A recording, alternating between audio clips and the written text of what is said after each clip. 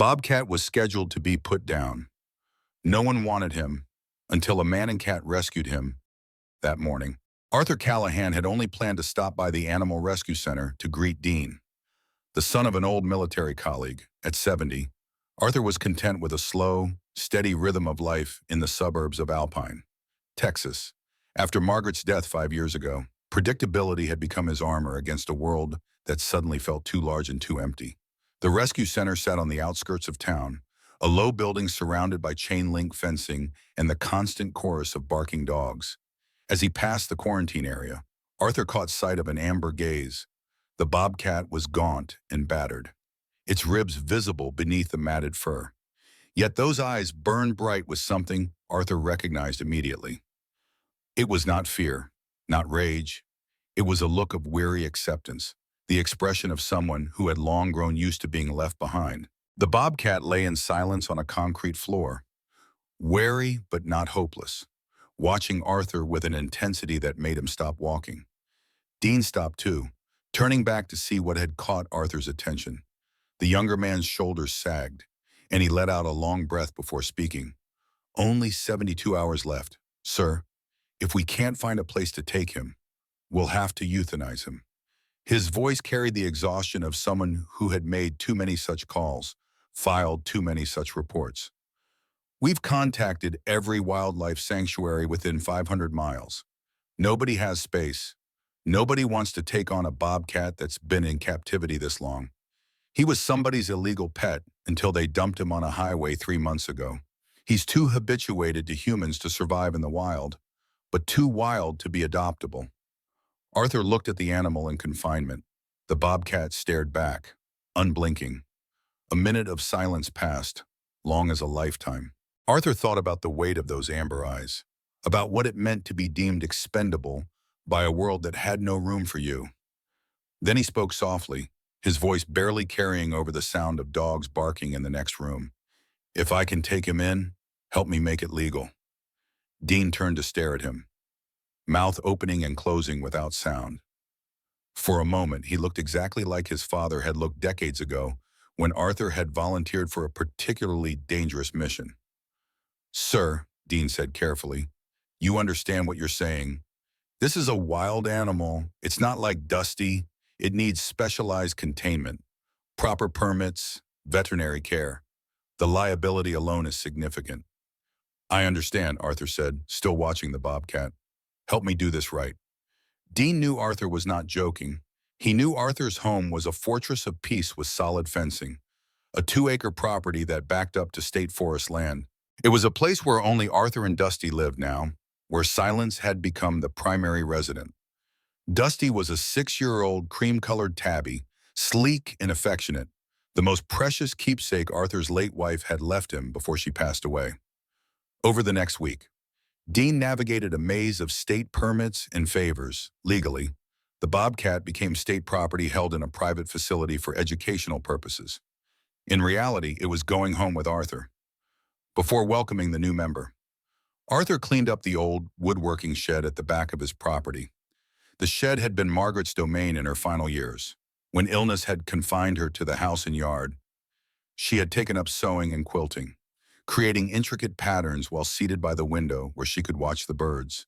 In a dusty drawer, beneath packets of needles and a pincushion shaped like a tomato, he found his wife's steel sewing thimble. It was small, sturdy, dimpled on the outside and smooth within. He held it up to the light streaming through the dirty window. The thimble had protected her fingers from the sharp push of needles through thick fabric, offering absolute protection for the artisan's finger. He closed his hand around it and felt the cool metal warm against his palm. He smiled, though his eyes burned with unshed tears, and named the bobcat Thim. The name came to him fully formed, without deliberation. Arthur spent 3 weeks welding a steel mesh tunnel in a multi-leveled outdoor pen. Despite the grueling Texas heat and aching shoulders, he refused help. He needed this sanctuary to be perfect. The result was a spacious enclosure connected by a buffer zone that allowed the bobcat to move freely without feeling trapped. When Thim arrived, he exploded out of his transport crate and pinned himself against the farthest wall. Eyes wild, Arthur didn't approach. He simply watched from a distance before walking away. Instead of forcing proximity, he landscaped the area with tall grass, juniper, and yucca, creating a space where Thim could observe the world while remaining hidden. He wasn't just building a cage, he was crafting a place where a broken animal could finally feel secure.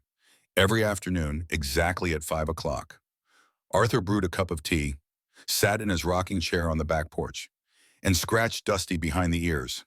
The porch was 20 feet from the nearest point of Thim's enclosure, close enough for the bobcat to see and hear clearly, but far enough to not feel threatening. Arthur read the newspaper out loud, his voice steady and unhurried. Speaking of weather patterns and local politics and the high school football team's latest game, he told rambling little stories about his day. About the neighbor who was building a new fence, about the mockingbird that had claimed the oak tree and dive-bombed anything that came near. He never once looked toward the bushes where Thim hid. He never called the animal's name or tried to coax it out, but Thim was always there, hidden behind the leaves, watching that peaceful ritual day after day. Arthur knew this because occasionally he would catch a glimpse of movement when Dusty jumped down from his lap, or because the birds that normally fed near the enclosure had changed their patterns. The bobcat was learning that 5 o'clock meant safety, meant predictability, meant that the human and the small cat would appear and then disappear without threat or demand. The first week, Arthur saw no direct sign of Thim except for the untouched food he left each evening. The second week, the food began disappearing, though whether Thim ate it or merely moved it, Arthur could not tell. The third week, he noticed fresh scratch marks on one of the logs he had positioned for that purpose, and the water bowl showed signs of use. By the fourth week, he started catching glimpses of tawny fur through the vegetation when he settled into his chair each afternoon. Thim was watching the ritual, learning its rhythms, beginning to trust that this pattern would hold. Once, Arthur had to go into town for a doctor's appointment, a follow-up for the high blood pressure that had developed after Margaret's death. The appointment ran late. By the time Arthur drove home, the sun had already set.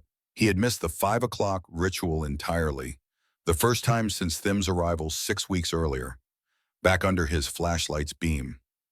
Arthur was stunned to see Thim's paw prints stamped thick along the fence line.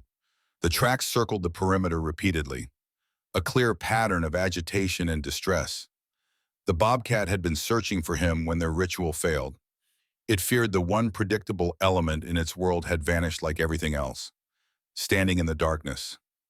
Arthur felt something crack open in his chest. For the first time since Margaret's death, someone had missed him, had needed him to come home.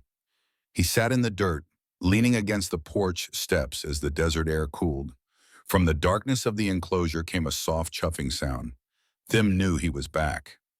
At dawn, Arthur stepped into the yard with his coffee, Dusty patrolling silently at his side. Surprisingly, Thim emerged from the vegetation and walked parallel to them behind the steel mesh, matching their haste step for step. Three beings moved together toward a desert sky painted in orange and pink. Arthur stopped, and his companions followed suit. Dusty sat to wash a paw while Thim stood so close, Arthur could see the individual whiskers on his face, wiping his blurred glasses. Arthur spoke in a voice rough with emotion.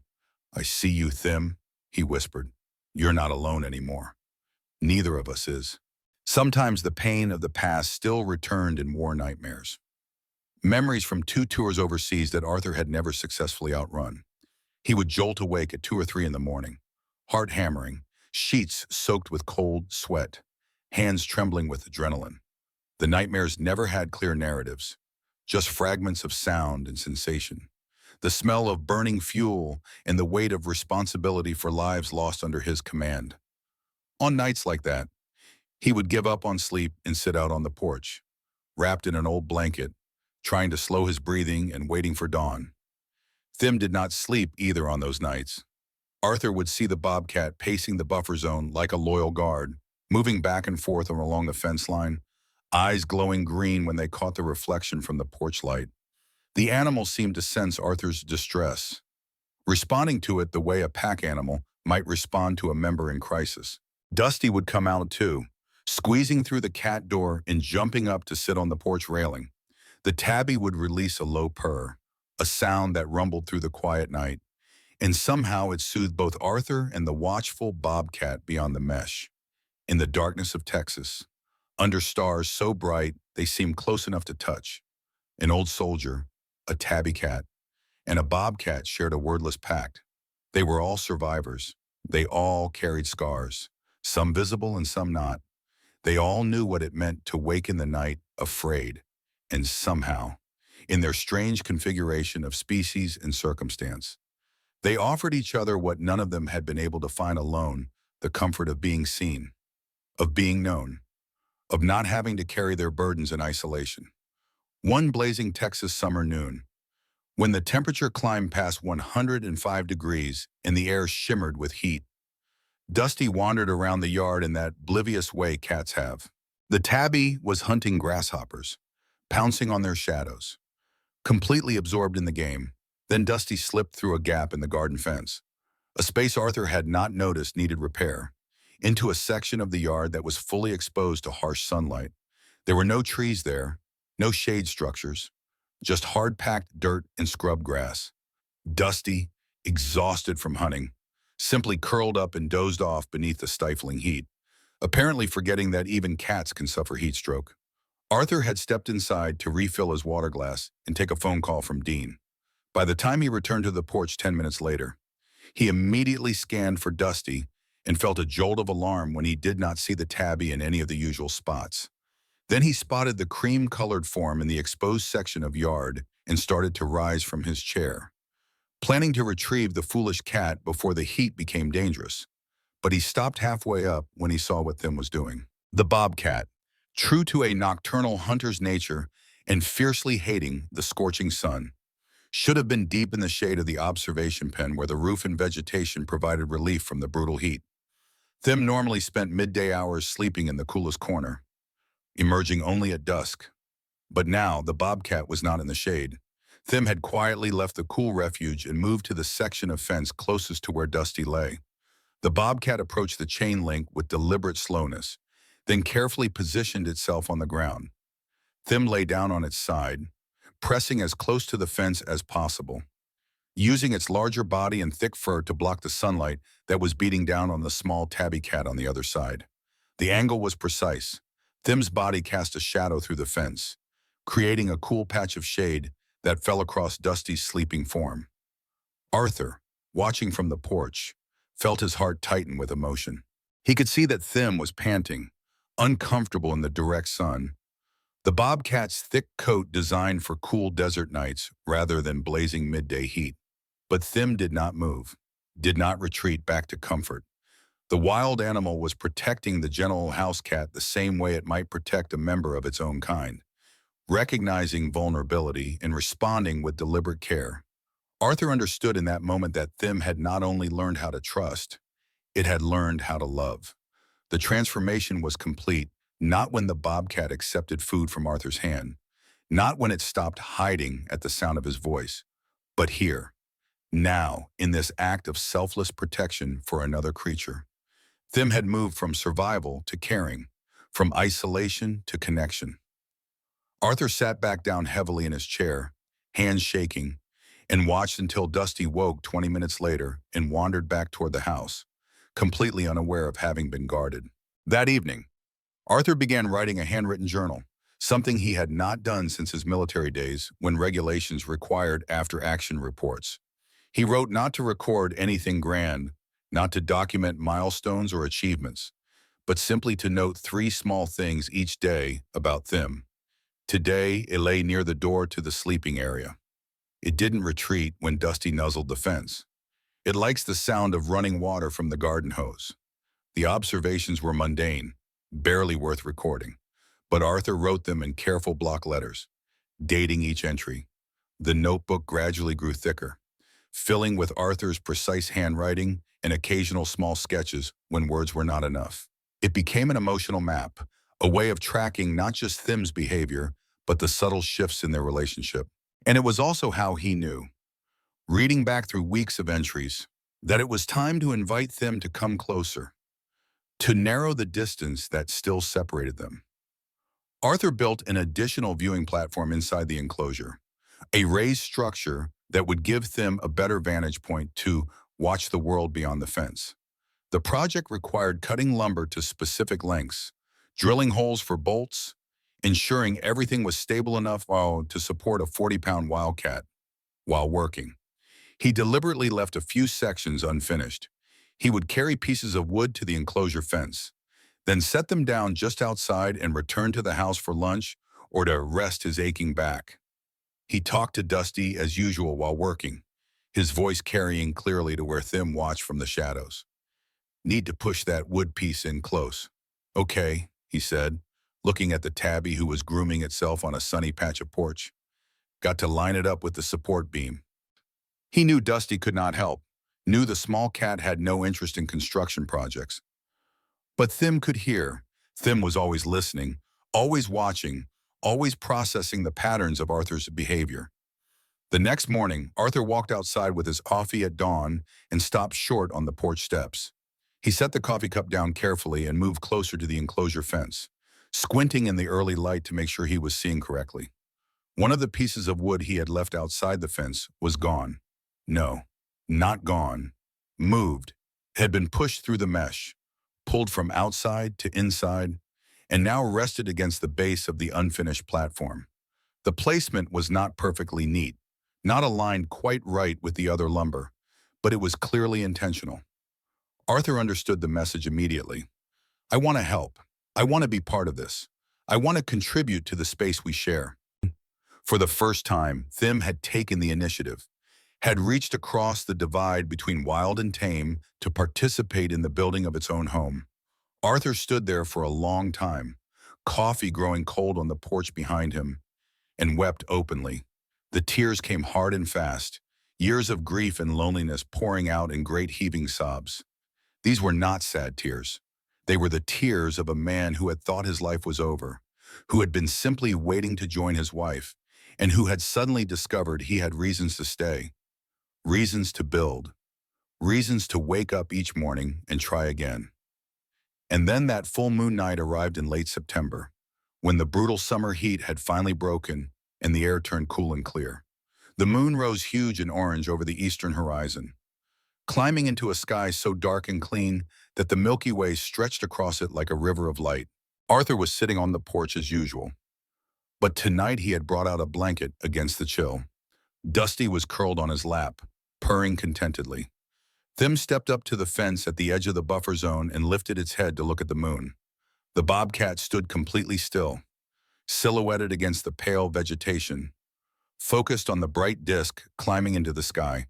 Arthur watched the animal watching the moon, watched the ancient recognition of lunar cycles that lived in Thim's DNA. Arthur softly called, "Thim." His voice was gentle, without expectation, without demand, just an acknowledgement, a greeting offered into the night. Dusty meowed in response, a small sound that somehow carried across the yard. Thim hesitated.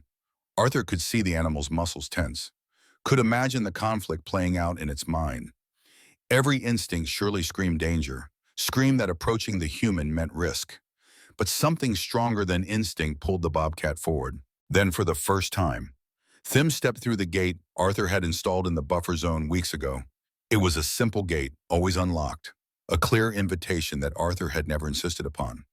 Thim had investigated it many times, had sniffed the hinges and tested the opening with one cautious paw, but had never crossed the threshold. Now the bobcat came through slowly, placing each paw with deliberate care, ready to bolt at the first sign of threat. But Arthur did not move. He simply sat in his rocking chair, with Dusty on his lap, and watched Thim approach. The bobcat came within 3 feet, then 2 feet, then finally settled onto the wooden porch boards and lay down beside where Dusty sat, not touching, but close enough to share warmth, close enough to be family. Arthur did not move. He barely breathed. He simply sat there and let Thim choose to stay, understanding that this moment had taken months of patience to achieve and could be destroyed in an instant by moving too fast or asking for too much. From that night on, Thim no longer slept alone in the enclosure. The bobcat began spending evenings in the house, first just on the porch, then inside the mudroom, then eventually curled up on the rug near Dusty's bed. Thim would wander out to the buffer zone when the night called to something wild still living in its blood, but always returned before dawn to the warmth and safety of the house, on what would have been his 47th wedding anniversary. Arthur prepared a special meal of salmon and roasted chicken for all three of them. He went to the good grocery store in the next town over, the one that sold fresh fish, and bought thick salmon steaks that cost more than he usually spent on a week of meals. He roasted a whole chicken with herbs, the way Margaret used to make it, filling the house with smells that brought back 1,000 memories. He set the dining table with Margaret's good china, the set they had received as a wedding gift and used only on special occasions. 3 place settings, even though only one would be used in the traditional way. He brought Dusty's bowl to the table, elevating it on a stack of books so it sat at the same height as the plates. He placed a wide ceramic platter on the floor beside his chair for Thim, arranging pieces of salmon and chicken on it with the same care he gave to his own plate. Then he sat down, lit 2 candles in Margaret's silver candlesticks, and pulled out a box he had not opened in 5 years. Inside were letters, dozens of them, wrapped in faded ribbon. He selected the first one, the letter he had written to Margaret when they were both 19 and he was shipping out for the first time. His voice cracked on certain words as he read aloud, stumbling over his younger self's awkward attempts at poetry and promises he had been terrified he might not be able to keep. But he made it through, reading every word while Thim ate slowly beside him and Dusty dozed in the candlelight. No one said anything when Arthur finished reading and carefully refolded the letter. But no one left either. They stayed together in the quiet house until the candles burned low and the moon rose outside the window. It was a family dinner, strange and untraditional, but no less real for its peculiarity. One morning, while Arthur was cooking breakfast, Thim jumped onto the kitchen table, a surface the Bobcat had been carefully avoiding for weeks. It was an act of casual confidence, the kind of thing a house cat might do without thinking. Thim landed lightly on the scarred wood and immediately knocked over the bowl where Arthur had been collecting eggshells for the compost. The shells scattered across the table and onto the floor, leaving a trail of membrane and broken fragments. Dusty only looked up from the sunny spot on the floor where the tabby had been washing its face. Dusty blinked slowly, supremely unbothered by Thim's transgression, then lay back down and continued grooming. Arthur said nothing. He did not scold or shoo Thim off the table. He only cleaned up the mess with a damp cloth, gathering the eggshells carefully, and then, without making a big show of it, reached out and let his hand hover just above Thim's head. His palm did not quite touch the bobcat's fur, close enough to share warmth but not close enough to threaten or trap.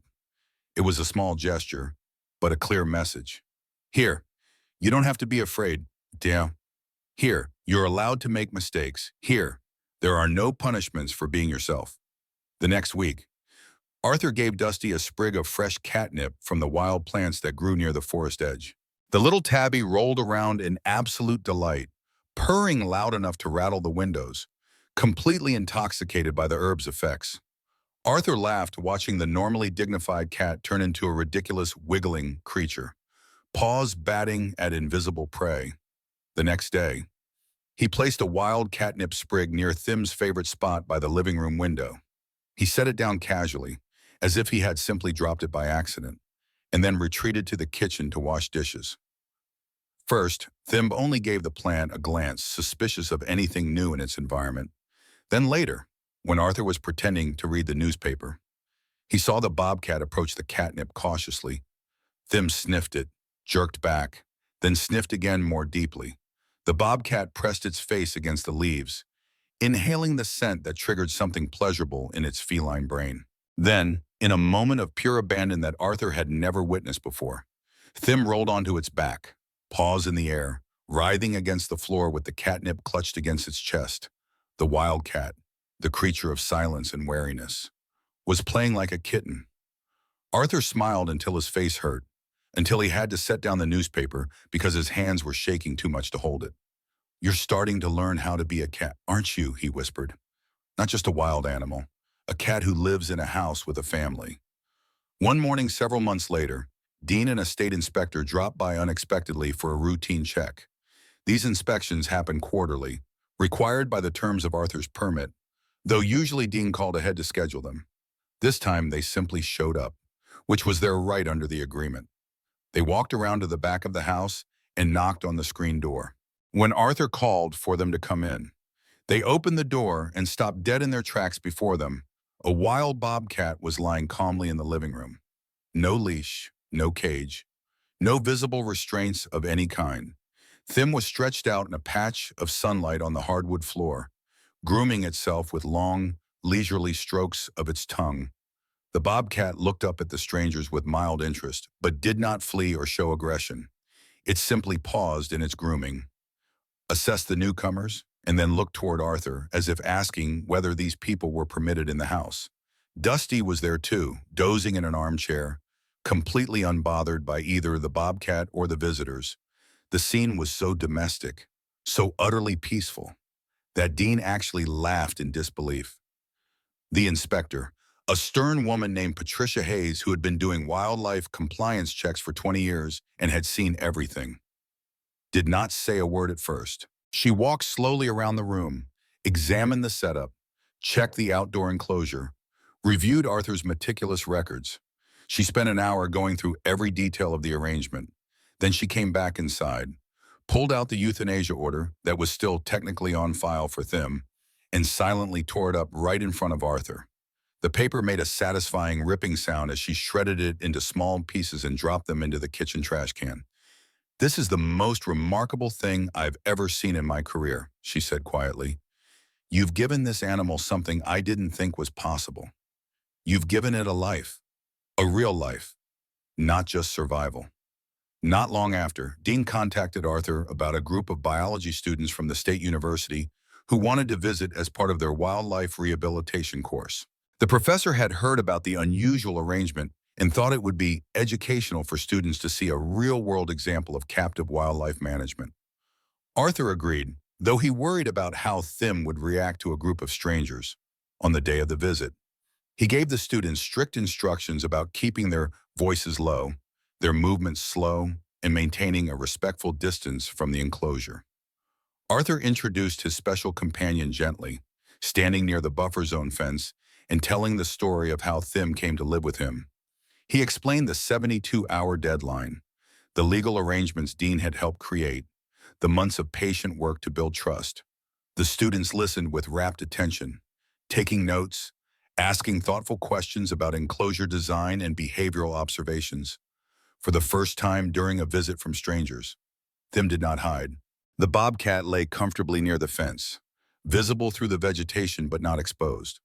Dusty was there too, sitting right beside the mesh on the house side, close enough that Thim could have reached through and touched the tabby if the fence had not been between them. The students watched in amazement as the wild bobcat and the house cat groomed each other through the fence, their rough tongues meeting through the steel mesh in a gesture of unmistakable affection. One student raised her hand and asked the question Arthur had been expecting. "So does this mean people should keep bobcats as pets?" Arthur shook his head firmly, his expression serious. "No, that's not the lesson here. Thim would have been dead if someone hadn't tried to keep him as a pet in the first place, then abandoned him when it got too difficult. He lost his ability to survive in the wild because of human interference. He lost his mother, his natural development, his instincts. What you're seeing is not a success story about keeping wild animals. It's a story about cleaning up a mess humans made, and about the tremendous resources and time it takes to give an animal like this any quality of life at all. Thim is one of the lucky ones. Most animals in his situation don't survive. They die on highways. They die in overcrowded shelters. They die because there simply isn't room in the world for the problems humans create." The students nodded, understanding settling over their faces. They asked more questions about the specifics of Thim's care, about the legal framework, about the ethical considerations. When they left 2 hours later, several of them had tears in their eyes. One young man shook Arthur's hand and said, "Thank you for showing us what responsibility really means, sir. Thank you for not giving up." That evening, Arthur told the story again to Margaret's photograph, which still sat on the mantel above the fireplace. It was a picture from their 20th anniversary. Margaret laughing at something he had said, her eyes bright with joy. We're teaching others just by living, aren't we, my love? He said to the photograph, as he did most evenings. You always said the best lessons are the ones you don't have to put into words. I think we're doing something right here. I think you'd be proud of what we built. Strange as it is. As the years rolled by, Thim grew bolder and bolder. The bobcat learned to respond to its name, learned the rhythms of the household, learned that the sound of Arthur's truck coming up the drive meant he would be home soon with groceries and stories about town. From time to time, Arthur would take Thim and Dusty for walks in the forest that bordered his property. He had obtained special permission from the state for these excursions. Provided Thim wore a tracking collar and stayed within certain boundaries marked on a map Dean had helped him create. During these walks, Arthur would talk to Thim the way he once talked to the military dogs he had trained decades ago. His voice was calm and encouraging, pointing out landmarks and scents, allowing the bobcat to climb trees and investigate burrows. This isn't the time yet, but we're always getting you ready, he would say, watching Thim scramble up an oak tree with the fluid grace of a natural climber, learning the skills you'd need, so if one day you want to go home to the forest, you can be brave. You'll know how to hunt, how to hide, how to find water and shelter, and you'll always be welcome to come back here too. This will always be your home as much as that forest could be. But Arthur knew in his heart that Thim would never truly return to the wild. The bobcat had been taken from its mother too young, had been kept in human captivity during the crucial developmental period when wild animals learned survival skills. Thim had learned to depend on humans in ways that could not be unlearned, had lost the wariness that kept wild bobcats alive. The forest walks were not really about preparation for release. They were about giving Thim a taste of its heritage, a connection to what it might have been in a different life, as the seasons bled into one another. And Arthur's hair turned completely white.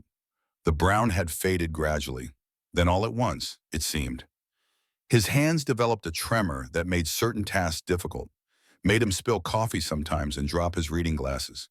He moved more slowly now, his knees protesting on the stairs, his back requiring a heating pad most evenings. The doctor had added new medications to his daily routine, pills for blood pressure and cholesterol, and a dozen other things that came with age. Time eventually turned the town of Alpine into a keeper of their story. Now and then, locals would spot an old man treading softly along the forest trail, flanked by a cream tabby and a powerful, silent bobcat. Children would skid their bikes to a halt just to stare, while parents whispered the legend of Arthur Callahan to passing visitors. The old soldier, they'd say, saved that cat from the needle. No one thought it would work. But look at them now thriving. Arthur always left the forest gate ajar during their excursions, a gesture more symbolic than practical. If the mountains ever call you back, you go ahead bravely, he would murmur to Thim, the words now a hallowed ritual. I'll be right here, no anger, no hurt. You do what's right for your soul, and I'll understand. But Thim never strayed, at least. Not yet. He would venture into the pines to climb and hunt, his wild instincts sharp as ever. Yet he always circled back. He would return to the fallen log where Arthur sat with Dusty, knowing his true north wasn't found in the endless wilderness, but in the crackling radio on the porch, the scent of dried tea, and the slow, steady rhythm of the man's footsteps.